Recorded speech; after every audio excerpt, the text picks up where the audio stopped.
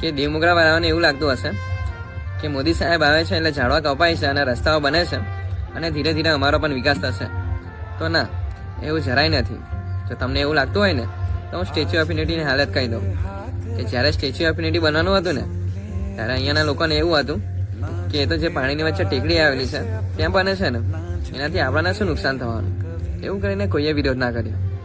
અને પરિણામ તમે આજે જોઈ શકો છો કે જ્યારનું સ્ટેચ્યુ ઓફ યુનિટી આવ્યું ને ત્યારબાદ અહીંયાના આજુબાજુના ગામડાઓમાં અહીંયાનો આદિવાસી સમાજ દાદા પરદાદાના સમયથી અહીંયા જે વસે છે, આજે એ જ લોકોને સ્ટેચ્યુ ઓફ યુનિટી આવ્યા બાદ નવા નવા પ્રોજેક્ટોના નામે એમની જમીન પરથી એમના ઘર મકાન અને આખા ગામડાઓ તોડીને વિકાસના નામે એમને વિસ્થાપિત કરવામાં આવી રહ્યા છે.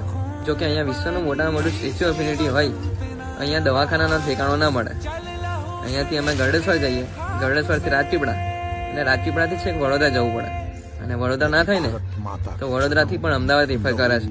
તો શું આને તમે વિકાસ કહેશો? ના. હજુ સાંભળો, કેવડે સરકારી માધ્યમિક શાળા આવેલી છે, જે શાળા હું એ શાળામાં અભ્યાસ કર્યો. જે ખંડળ હાલાતમાંથી ત્યારે મેં મારો અભ્યાસ પૂરો કર્યો.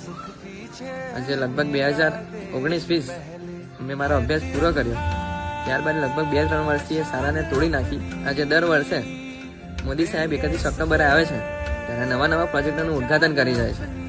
અને જ્યારે વાત આદિવાસી સમાજના શિક્ષણની આવે છે ને ત્યારે હું જે શાળામાં અભ્યાસ કર્યો છે ને, સરકારી માધ્યમિક શાળા કેવડે કોલોની, આજે એ શાળા ભાડાના મકાનમાં ચાલે છે.